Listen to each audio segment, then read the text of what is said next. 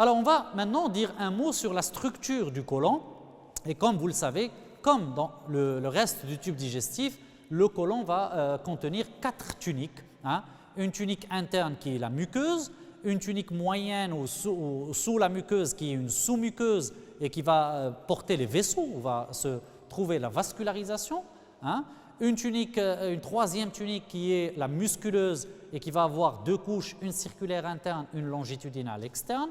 Et puis la 4e tunique qui est la tunique l'adventice et qui est différente d'un endroit à l'autre, puisqu'on n'en a pas parlé dans le schéma précédent, mais il faut quand même dire un mot sur la péritonisation du côlon. Et il faut savoir que ce côlon, tout dépend de certaines portions. Il y a des portions qui sont péritonisées, ils sont donc mobiles dans la cavité abdominale, et d'autres portions qui sont fixées. Alors, en ce qui concerne la péritonisation du côlon, vous avez le cécum qui est péritonisé et donc mobile dans la cavité abdominale. Le côlon droit, lui, est fixé par le fascia de Tolde droit. Et je répète encore une fois, un organe mobile dans la cavité abdominale est enveloppé par un méso et un organe fixé est fixé par un fascia. Donc le côlon droit est fixé par le fascia de Tolde droit. Le côlon transverse, lui, est mobile et vous avez fait ça avec professeur Le Gersh, il est enveloppé par le mésocolon transverse. Le côlon descendant, lui, est fixé par le fascia de Tolde gauche, et le sigmoïde est mobile dans la cavité abdominale et son méso s'appelle le mésosigmoïde. Alors, on va maintenant passer à ce chapitre dont je vous ai parlé plusieurs fois. Je vous ai dit que c'était un chapitre qui est extrêmement intéressant et important, qui est la vascularisation. Et on va commencer par la vascularisation artérielle. Pour voir cette vascularisation, on va réaliser 2 schémas. Le premier schéma, c'est celui de la vascularisation artérielle, où on va voir toute la vascularisation artérielle du côlon. On va parler et dire 2 mots sur la vascularisation veineuse, puisqu'elle est calquée sur la vascularisation artérielle. Et ensuite, on va refaire le schéma, mais pour poser cette fois la vascularisation lymphatique, parce que c'est une vascularisation qui est extrêmement importante également sur le plan de la pathologie. Alors, pour voir la vascularisation artérielle, on va réaliser une vue antérieure du cadre colique.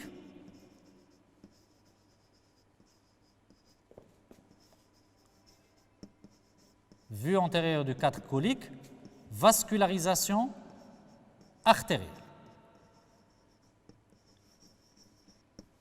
Voilà, vascularisation artérielle. Alors, on va juste couper un petit peu dans ce schéma le côlon transverse pour mettre le cadre duodéno-pancréatique. Parce que vous savez que le côlon, surtout droit, le côlon droit est vascularisé, on l'a dit tout à l'heure dans l'intestin grêle, est vascularisé par l'artère mésentérique supérieure. Donc on va schématiser, comme on l'a schématisé dans l'intestin grêle, l'artère mésentérique supérieure qui a un rapport intime avec le cadre duodéno-pancréatique. Donc, on va ici couper. Non. Donc, on va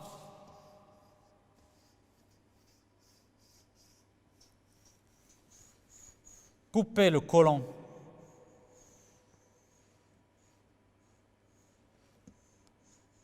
transverse. Voilà. On va schématiser ici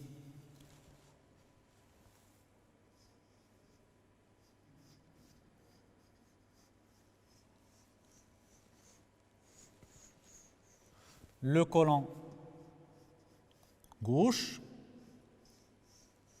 avec ses différentes portions.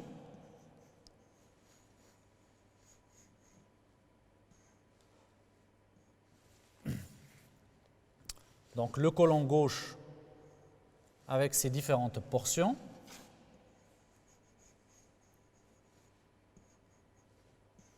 Et la jonction recto-sigmoïdienne. On va également donc poser le duodénopancréas avec le premier duodénum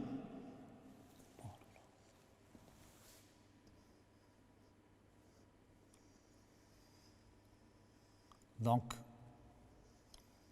le cadre duodénal et également, on va poser le pancréas avec le processus incinatus du pancréas. Donc jusque-là, on a posé notre cadre colique avec notre duodénum et notre pancréas. Donc la vascularisation du côlon est double. Comme on a dit dans la division chirurgicale, le côlon droit est vascularisé par l'artère mésentérique supérieure, alors que le côlon gauche est vascularisé par l'artère mésentérique inférieure. On va commencer par la vascularisation du côlon droit. Et on va commencer par poser l'artère mésentérique supérieure. Je répète encore une fois, l'artère mésentérique supérieure prend origine au niveau de la face antérieure de l'aorte abdominale, à hauteur de D12L1. Donc, origine, face antérieure de l'aorte abdominale, à hauteur de D12L1. Le trajet, donc on va la schématiser ici. Voilà l'artère mésentérique inférieure. Le trajet, elle va passer derrière l'isthme pancréatique, d'accord, pour ressortir par la suite, donc derrière l'isthme pancréatique, pour ressortir par la suite en avant du processus incinatus du pancréas et du troisième duodénum. Donc, origine aorte abdominale au niveau de D12L1, trajet, d'abord un trajet derrière le premier duodénum et en rétro-pancréatique, derrière l'isthme du pancréas, pour sortir en avant du processus incinatus du pancréas et du troisième duodénum. Donc là, c'est l'artère mésentérique supérieure. Son abréviation, vous la connaissez, AMS, c'est artère mésentérique supérieure. Alors, comment cette artère mésentérique supérieure va vasculariser le côlon droit? L'artère mésentérique supérieure, on a vu au niveau de l'intestin grêle que par son flanc gauche, elle va donner les arcades bordantes qui vont vasculariser l'ensemble de l'intestin grêle. Eh bien, par son flanc droit, elle va vasculariser le côlon droit en donnant 3 branches collatérales. Donc, on va les mentionner. La première branche collatérale que va donner l'artère mésentérique supérieure, c'est une branche qui est supérieure et qui va partir à peu près vers l'angle colique droit. C'est l'artère colique supérieure droite. L'artère colique supérieure droite. Deuxième branche collatérale, elle va partir vers le côlon ascendant, c'est l'artère colique moyenne droite qui est une branche qui est inconstante. On peut la trouver comme on peut ne pas la trouver sur le plan chirurgical ou de dissection. Toujours est-il que première branche, c'est l'artère colique supérieure droite. Deuxième branche, c'est l'artère colique moyenne droite. Donc on va légender artère colique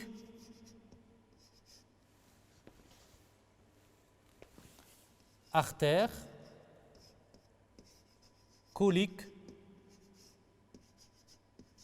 supérieure droite. Et ici, c'est l'artère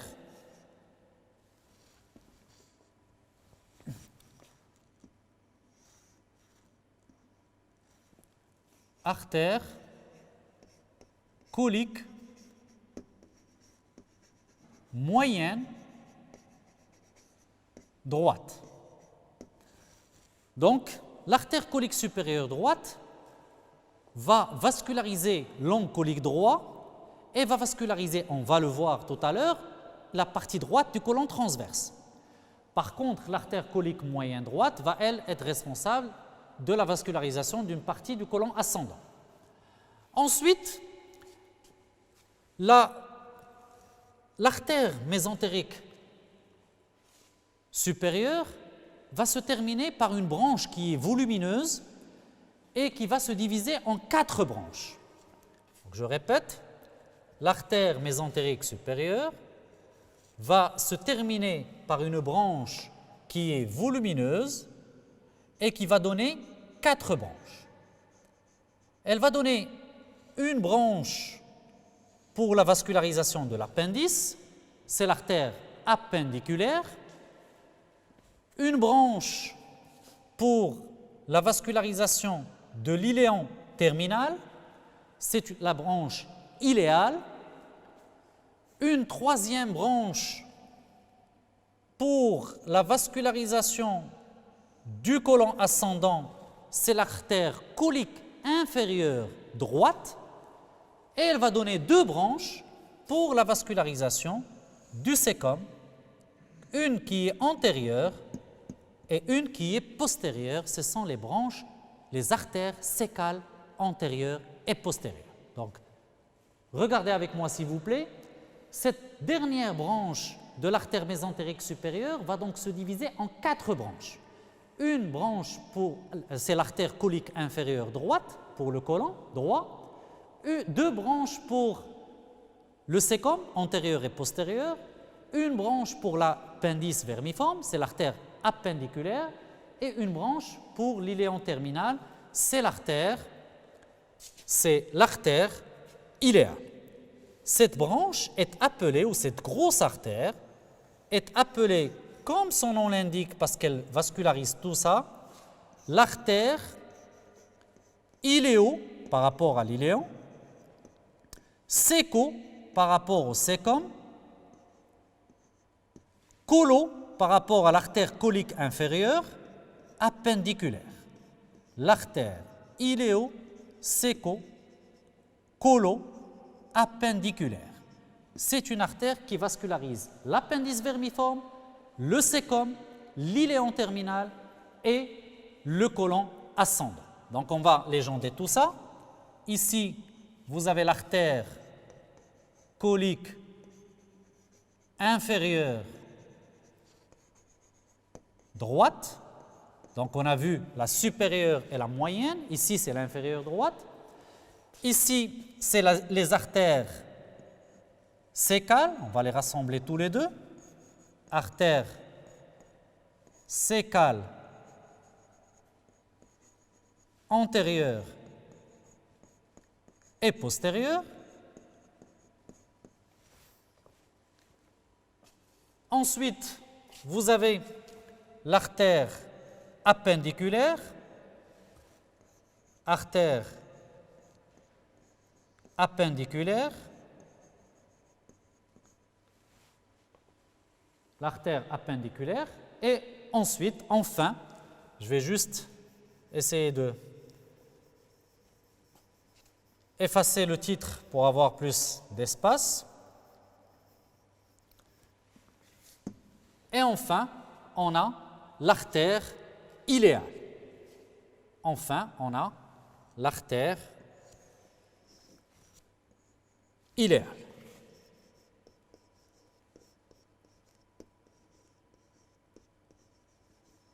L'artère iléale. Donc, cette branche, l'artère iléo-séco-colo-appendiculaire, est une artère volumineuse et qui va vasculariser plusieurs éléments anatomiques. Je répète, l'iléon terminal, l'appendice, le sécum et le côlon ascendant. Alors, cette notion de vascularisation du côlon droit, et il y a une notion importante à soulever ici.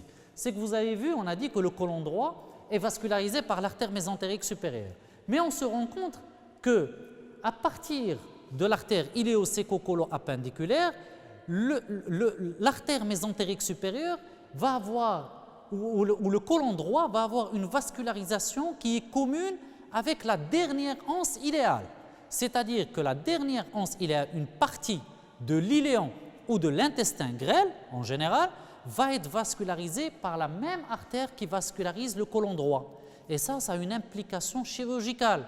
C'est pour ça que pour un chirurgien qui va opérer un cancer du côlon droit, l'hémicolectomie droite est obligatoirement une iléo-hémicolectomie droite.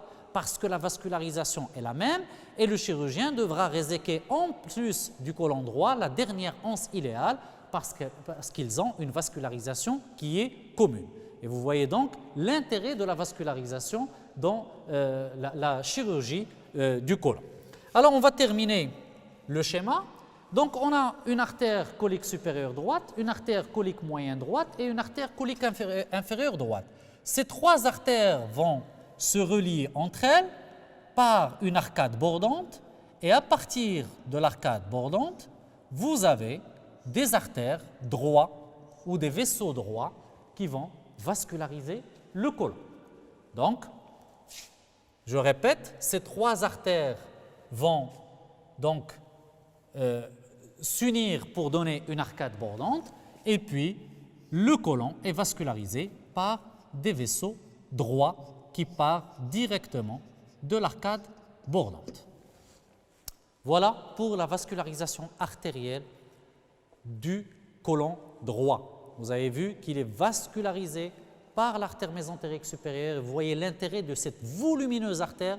Elle va vasculariser tout l'intestin grêle qui fait 6 à 8 mètres de long et va ensuite vasculariser tout le côlon droit et même une partie de l'iléon terminal. C'est dire l'intérêt de l'étude de cette grosse artère qui est l'artère mésentérique supérieure. Alors maintenant, on va voir la vascularisation du côlon gauche. Le côlon gauche qui est formé, bien entendu, comme je vous l'ai dit dans le premier schéma, par le tiers gauche du côlon transverse, par l'angle colique gauche, par le côlon descendant, par le côlon iliaque et par le côlon sigmoïde. Comment il est vascularisé? Le côlon gauche est vascularisé, lui, par l'artère mésentérique inférieure. On a vu que le côlon droit est vascularisé par l'artère mésentérique supérieure ainsi que le grêle, c'est-à-dire elle a une vascularisation commune entre le grêle et le côlon droit. L'artère mésentérique inférieure, elle a une vascularisation commune entre le côlon gauche et le rectum, parce qu'on va voir dans le chapitre du rectum qu'il est vascularisé principalement par l'artère mésentérique inférieure. Donc l'artère mésentérique inférieure, elle va vasculariser et le côlon gauche et le rectum. Alors, d'où est-ce qu'elle vient cette artère mésentérique inférieure? L'artère mésentérique inférieure, l'origine, c'est la face antérieure de l'aorte abdominale en regard de L3, L4. C'est pratiquement la dernière branche collatérale de l'aorte abdominale. Vous savez, les branches collatérales, vous avez le tronc cœliaque, la mésentérique supérieure, les artères rénales, les artères gonadiques, les artères gonadiques, et puis la dernière, c'est l'artère mésentérique inférieure. Donc, c'est pratiquement la dernière, la plus basse, au niveau de L3, L4. Alors, cette artère mésentérique inférieure, une fois qu'elle prend origine au niveau de l'aorte abdominale, elle va avoir un trajet qui est, on va les schématiser ici, L3, L4, donc sous le duodénopancréas. On va la schématiser ici, elle va avoir une courbe qui est oblique ou une courbe qui est concave à droite. Une courbe qui est concave à droite jusqu'à partir au niveau de la face postérieure du rectum. Donc, on va ici la schématiser en pointillé pour la face postérieure du rectum. Donc là, c'est artère mésentérique inférieure.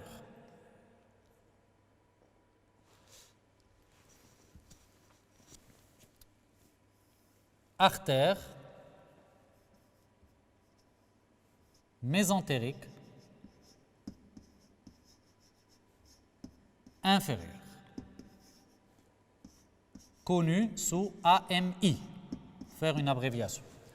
Donc je répète, origine aorte abdominale au niveau de L3, L4, elle va décrire grossièrement une courbe qui est concave vers la droite pour aller se terminer au niveau de la face postérieure du rectum pour donner ces deux branches terminales qu'on va voir dans la vascularisation du rectum. Alors comment cette artère va vasculariser le côlon gauche? En donnant des branches collatérales. Et la première branche collatérale, c'est la branche ou l'artère colique supérieure gauche qui va, elle, vasculariser une partie du côlon transverse et l'angle colique gauche. Deuxième branche collatérale, c'est l'artère colique moyenne gauche. Et troisième branche collatérale, comme à droite, c'est la branche la plus importante, la plus volumineuse, qui va, elle, être destiné surtout au côlon sigmoïde et ce qu'on appelle le tronc des artères sigmoïdiennes.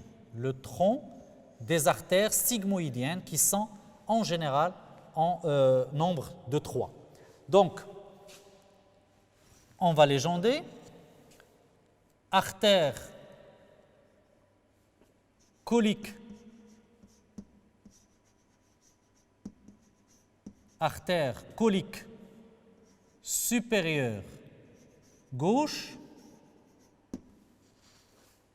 artère colique moyenne gauche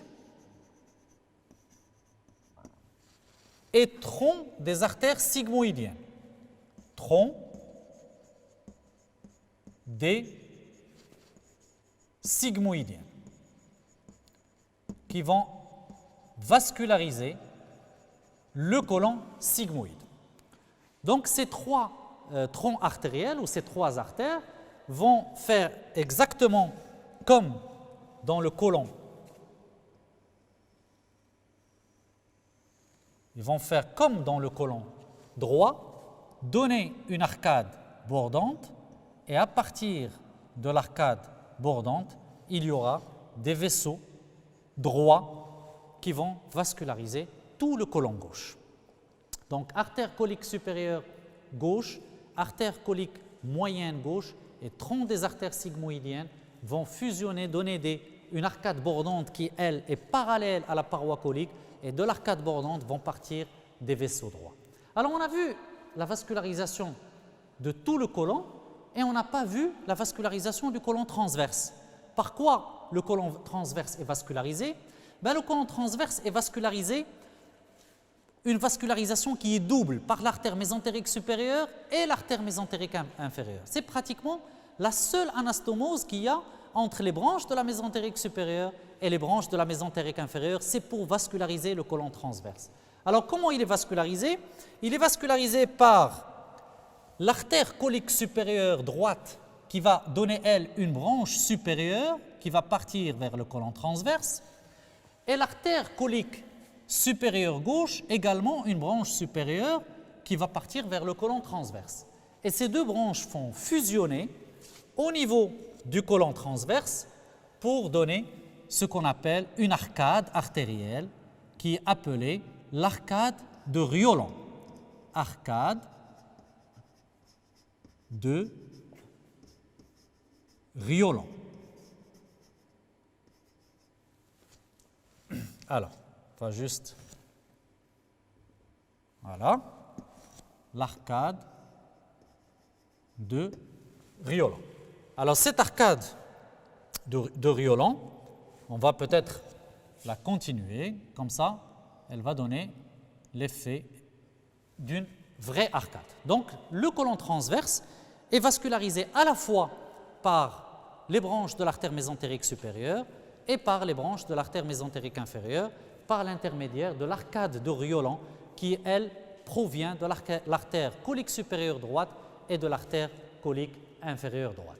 Voilà donc ce que j'avais à vous dire sur cette vascularisation artérielle, extrêmement importante sur le plan chirurgical. L'artère mésentérique supérieure vascularise le côlon droit, l'artère mésentérique inférieure vascularise le côlon gauche et n'oublions pas que la vascularisation du côlon droit est commune avec la vascularisation de l'iléon terminal.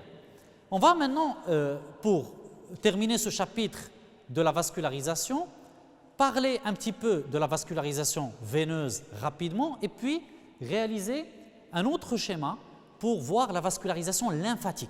Et vous allez voir l'intérêt de la vascularisation lymphatique qui est extrêmement important. Alors la vascularisation veineuse est pratiquement calquée sur la vascularisation artérielle. Les vaisseaux vont suivre les artères coliques, d'accord? Donc à droite, ils vont se drainer vers la veine mésentérique supérieure et à gauche vers la veine mésentérique inférieure qui vont tous les deux se réunir avec la veine splénique pour former le tronc porte. Donc c'est une vascularisation pratiquement calquée sur la vascularisation artérielle. Alors, on va maintenant passer à la vascularisation lymphatique. Et je vous ai dit, au début du cours que la vascularisation lymphatique prend tout son intérêt dans l'anatomie du côlon. Pourquoi? Parce que, comme je vous ai dit, le cancer du côlon est un cancer qui est extrêmement fréquent. Et vous savez, et on l'a dit à plusieurs reprises, à chaque fois qu'on étudie un organe, on l'a dit, chaque organe a sa propre vascularisation lymphatique. Ce sont des vaisseaux lymphatiques qui vont sortir de l'organe et faire des relais avant de se drainer dans la circulation lymphatique générale que vous connaissez, qui est le canal thoracique. Et cette vascularisation lymphatique va donc faire des relais par des ganglions lymphatiques. Et les ganglions lymphatiques, vous les connaissez, ce sont des organes immunitaires responsables de l'immunité.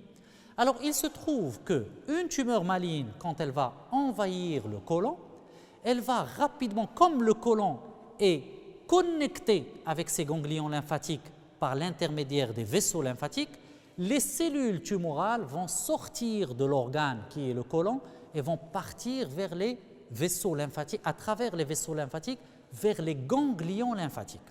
Et donc, quand la tumeur atteint les ganglions lymphatiques, on est dans un deuxième stade de la maladie, c'est-à-dire on est de ce qu'on appelle la maladie loco-régionale. On n'est plus dans le côlon, mais la tumeur ou les cellules cancéreuses sont sorties du côlon et sont parties vers les ganglions. Alors, vous allez voir que le drainage lymphatique du côlon va se faire de proche.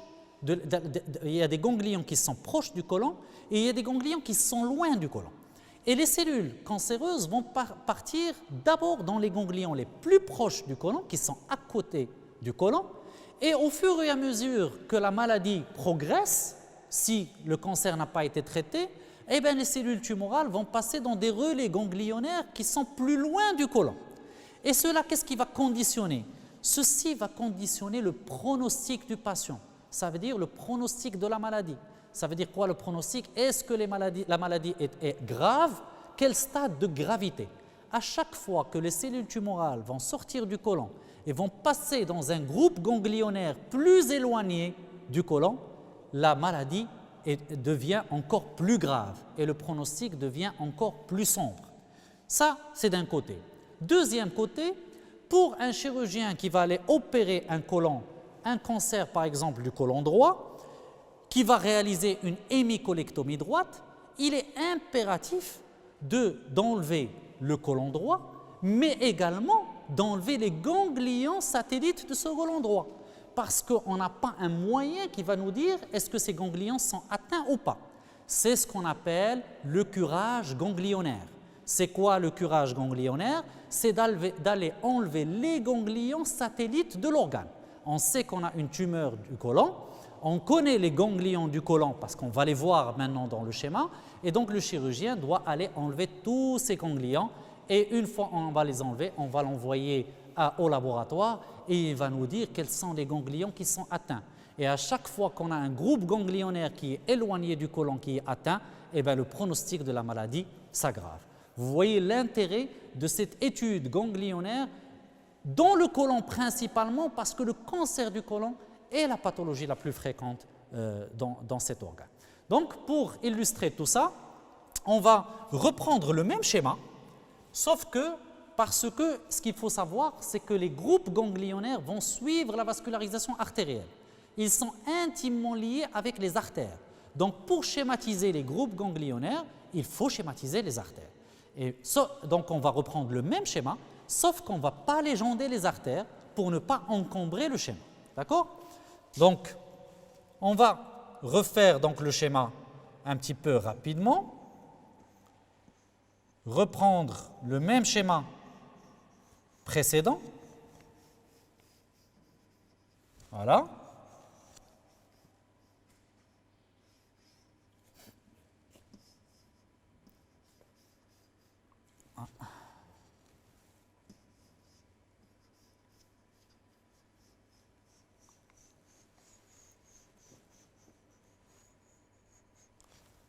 Voilà, donc le même schéma précédent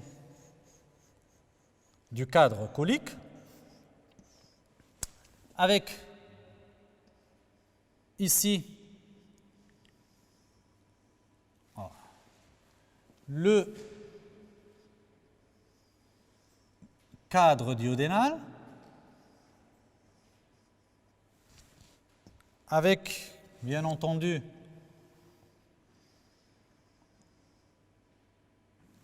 le pancréas, et on va poser nos vaisseaux, comme on vient de le voir en détail, c'est-à-dire l'artère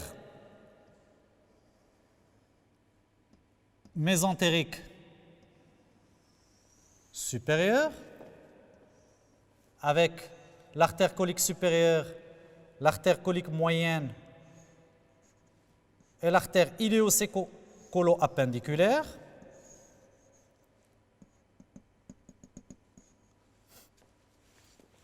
On va juste schématiser ici l'iléon terminal. Pardon.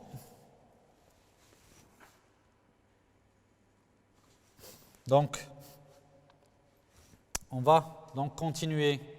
Donc, les artères sécales, iléales, appendiculaires et l'artère colique inférieure,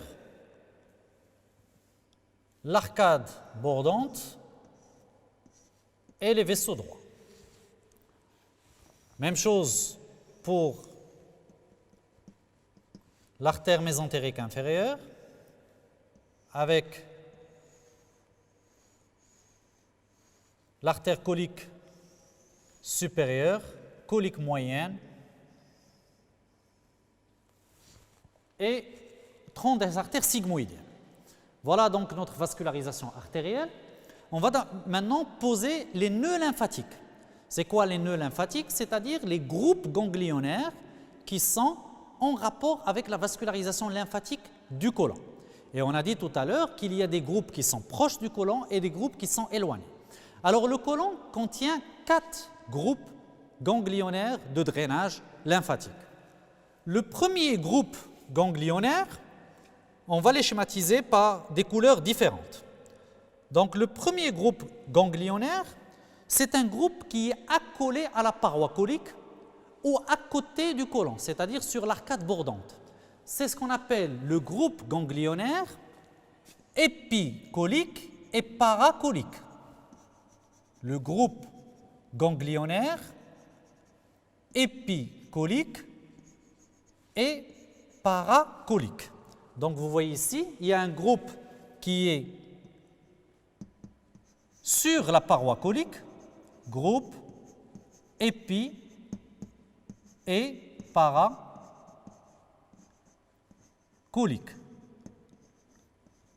Donc vous voyez qu'il y a un groupe qui est sur la paroi, vous le voyez ici, ça c'est le groupe épicolique, et il y a un groupe qui est à côté de la paroi, à côté de l'arcade bordante, qui est le groupe paracolique. Bien entendu, cette vascularisation lymphatique, elle est des deux côtés, à droite et à gauche. On va peut-être éviter de la faire à droite et à gauche pour ne pas encombrer le schéma. On va voir. Donc ça, c'est le premier relais ganglionnaire. Deuxième relais ganglionnaire, lui, se situe au niveau, sur le trajet des artères coliques. Sur le trajet des artères coliques, on va le mettre par une couleur différente. C'est le groupe ganglionnaire intermédiaire. Le groupe ganglionnaire intermédiaire. Vous voyez qu'il est exactement sur le trajet des artères coliques supérieures, moyennes et inférieures. Donc, groupe intermédiaire. Donc, vous imaginez très bien avec moi que une tumeur du côlon, quand elle va atteindre le groupe intermédiaire, elle va commencer à avoir un pronostic un peu plus sombre parce qu'une tumeur initiale est localisée au niveau du côlon sans atteinte ganglionnaire. Une fois que le groupe épicolique et paracolique est atteint, on commence un petit peu à passer d'un stade local à un stade ganglionnaire. Et une fois que la tumeur dépasse ces groupes vers des groupes plus lointains, la tumeur devient encore plus grave et le stade est plus avancé. Troisième groupe ganglionnaire, on va peut-être le mentionner en rouge, il est situé à l'origine des artères coliques. Et ça veut dire quoi l'origine des artères coliques? c'est-à-dire sur le trajet de l'artère mésentérique supérieure à droite et sur le trajet de l'artère mésentérique inférieure à gauche. Ça, c'est le troisième groupe ganglionnaire. On va le mettre ici, à l'origine des artères coliques. Vous le voyez ici. Et on va l'appeler le groupe ganglionnaire principal. Groupe ganglionnaire principal. Troisième groupe ganglionnaire, vous voyez qu'on s'éloigne au fur et à mesure et vous voyez que les relais ganglionnaires sont systématisés par la vascularisation artérielle. C'est-à-dire au début sont à côté de l'arcade bordante, premier groupe, deuxième groupe sur le trajet des artères coliques, troisième groupe à l'origine des artères coliques sur la mésentérique supérieure à droite et la mésentérique inférieure à gauche, et tous ces relais-là vont se drainer vers le quatrième et dernier groupe qui est le groupe ganglionnaire central et qui lui se trouve, le quatrième groupe qui est le groupe ganglionnaire central et qui lui se trouve où? Il se trouve à l'origine, il se trouve à l'origine de l'artère mésentérique supérieure.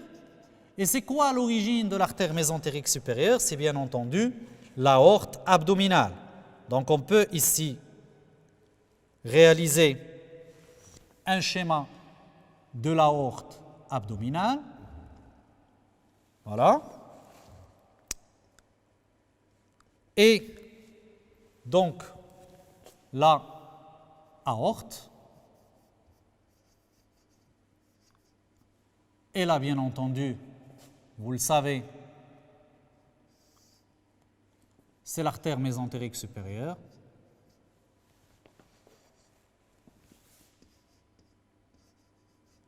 Artère mésentérique supérieure. Et le quatrième groupe, lui, va se trouver à l'origine de l'artère mésentérique supérieure. À côté de l'aorte abdominale, c'est le groupe ganglionnaire central qui est pré-aortique. Le groupe ganglionnaire central pré-aortique.